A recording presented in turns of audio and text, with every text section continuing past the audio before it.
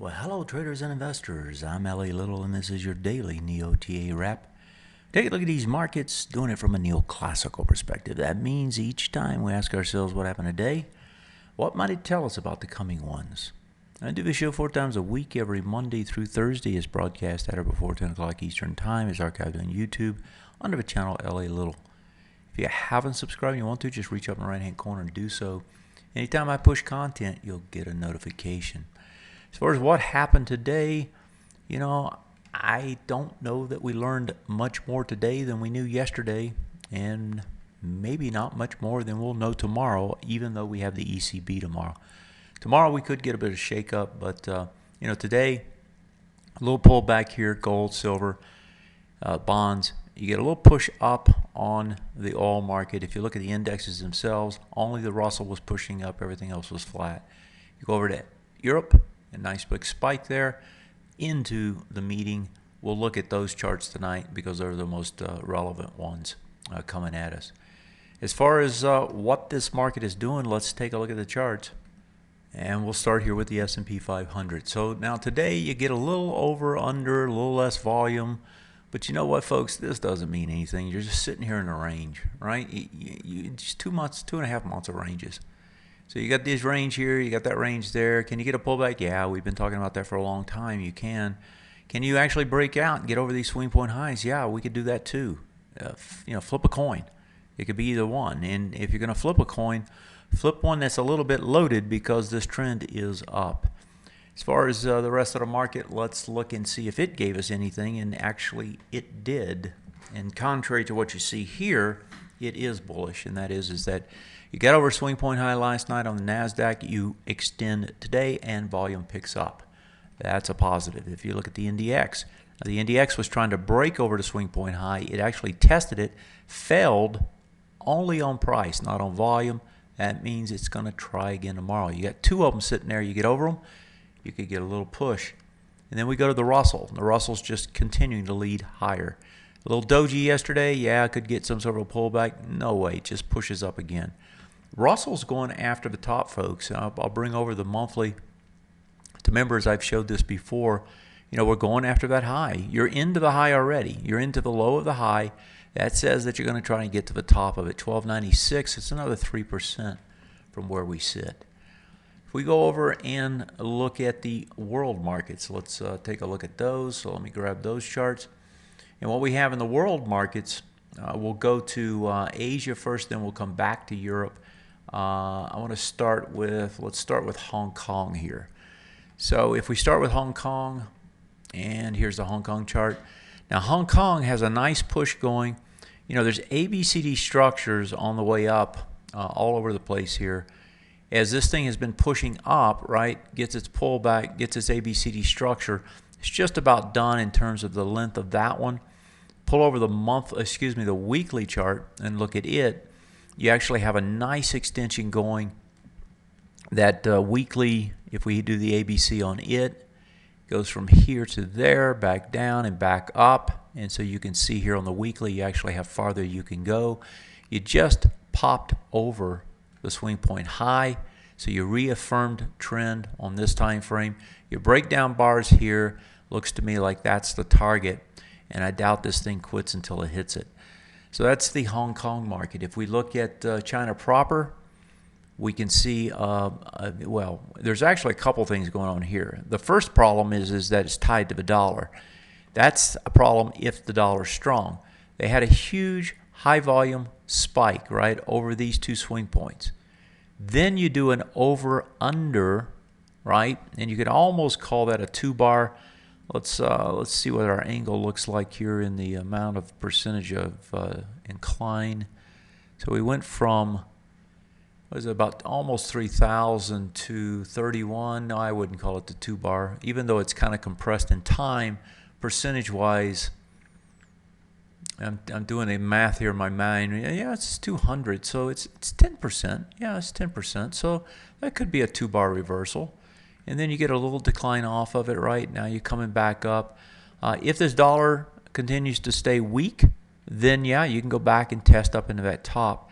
And many times when you get those, big bars like that, essentially they define ranges for some period of time, and that looks like what this one has done, right?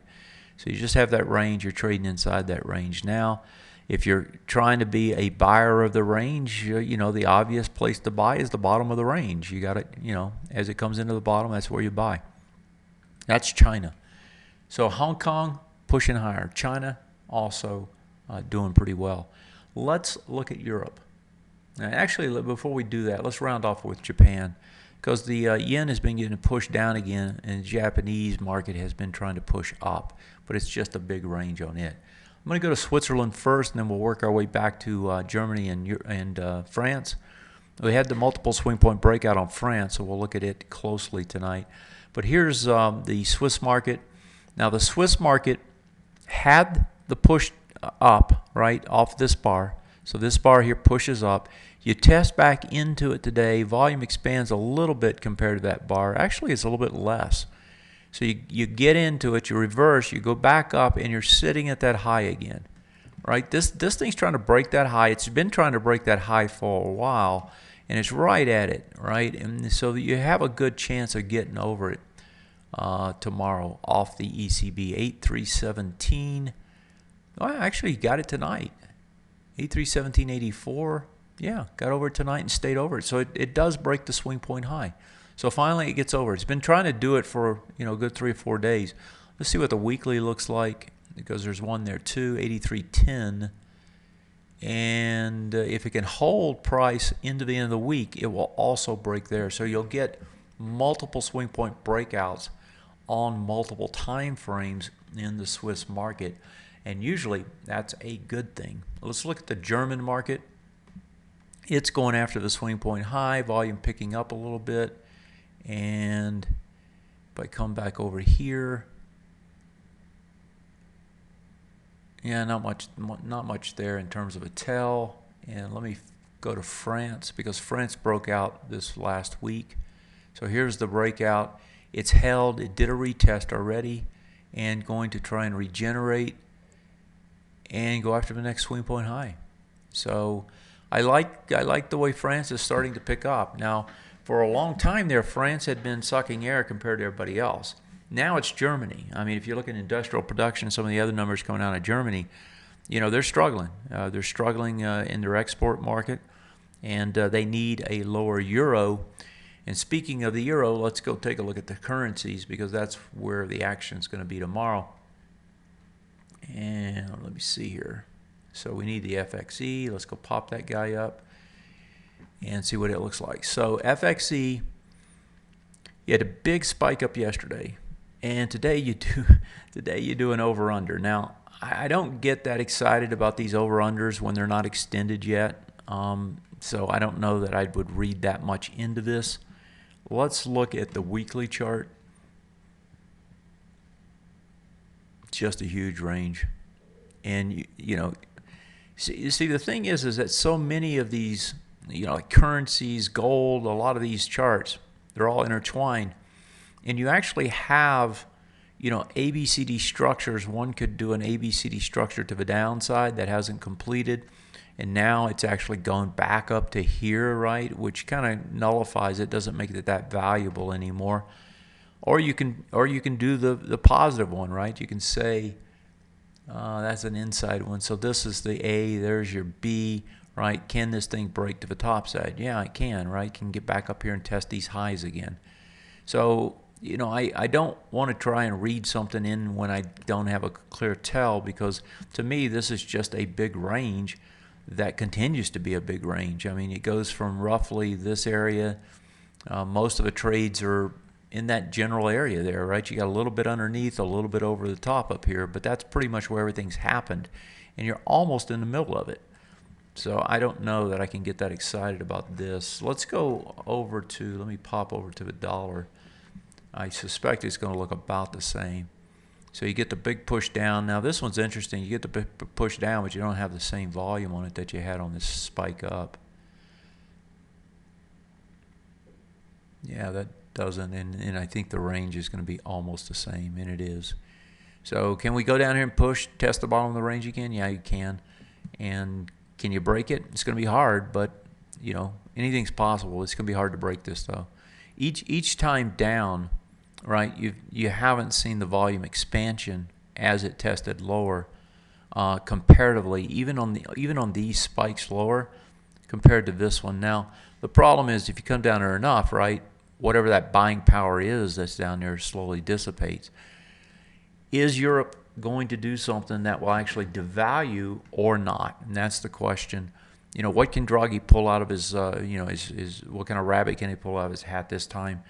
Is it another round of QE? Is there more bonds to actually buy? Can they expand into the private debt market more? Do they go to the peripheral country bond markets more? I don't know what he's going to do, but given what I see in the numbers that are coming out now, it feels like there's pressure to do something. So I'm sure that there will be an attempt to talk that euro down tomorrow. Whether it succeeds or not, that will be really the tell, and that's what we should be watching tomorrow. Let's see. Gold and silver. I believe I talked about it here last night. I'm not sure if I did. I think I did. So gold had traded down into the bottom of the range. That was the buy we bought. And, it spiked back up to the top of the range. And again, if you're looking at these ranges, what I'm showing you, it's this area here, right? That's your big bar right there. You can see that area there, and the top of the range is right there. And what did it do? It spiked right into the top, and then it pulls back a little bit today. Gold, just like the currencies, doesn't know what to do about tomorrow. Are they going to get something that says, the dollar is worthless? That they can't do any more QE or something, and the dollar actually pushes lower, which pushes the euro up, and which then turns gold a little bit more negative?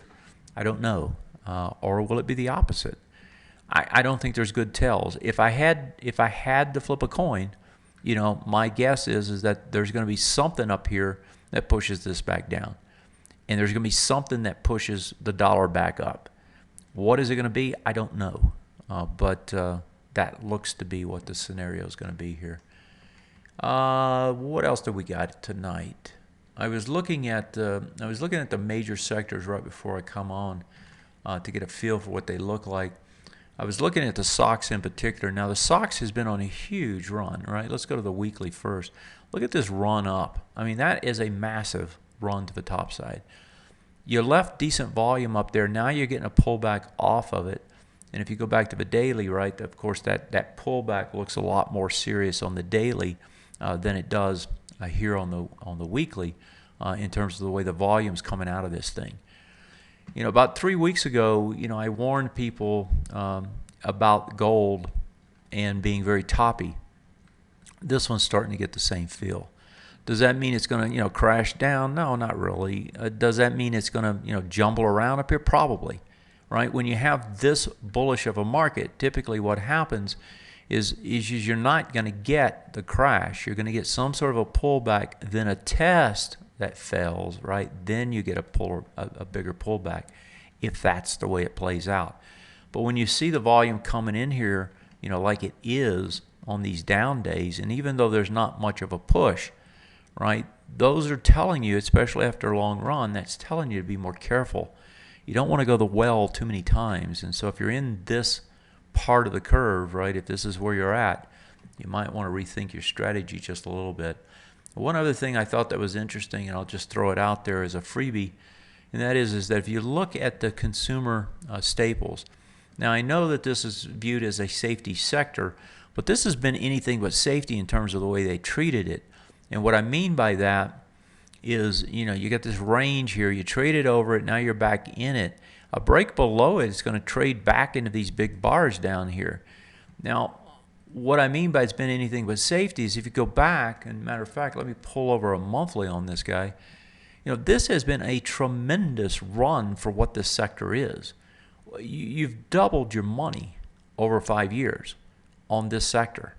And I know that's not as much as other sectors, but this is safety. Right? This is not where you would normally be putting your money. And I believe what you're seeing is those big dividends that are being paid here. It's getting harder and harder to buy those dividends at these multiples on this type of growth curve, right? Because these guys don't have much growth. And so I think you might be seeing, at least for now, you're seeing something that says, wow, this is really getting kind of toppy in terms of these particular markets. Okay, tomorrow let's pop back over and think about the S&P on a closing note. You know, what is this going to do? Well, it probably will do what it's been doing, and that's nothing. It's probably just going to sit there.